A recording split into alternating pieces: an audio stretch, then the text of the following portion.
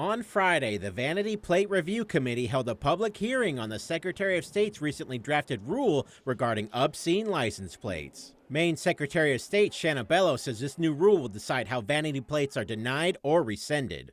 And so we've put in place a very careful process. We've set up a committee to review vanity plates to determine whether they meet the definition of obscene or profane, and as well as an appeals process. Bello says the appeals process allows someone who gets their vanity plate denied or rescinded to appeal that decision to an independent hearing officer, giving them an opportunity to have their case heard.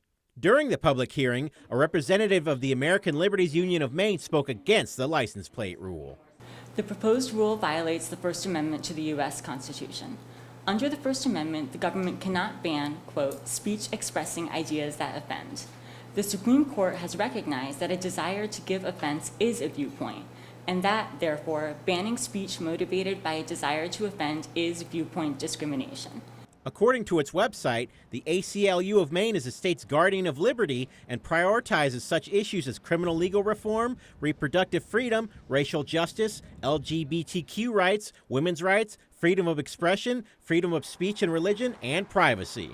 What we have heard from parents and grandparents and concerned citizens is that they want to be the ones that are determining when their children are old enough to be reading obscenity, profanity, words that connote violence or sexual acts. The committee will have up to 120 days to review all public comments on the new rule before deciding if any changes are necessary. If I can't say it on the news, the government shouldn't be producing it on government-owned license plates. Once all public comments are reviewed and possible amendments made, the rule will be finalized. Reporting from the State House in Augusta, I'm Dylan Holloway for ABC 7 and Fox 22.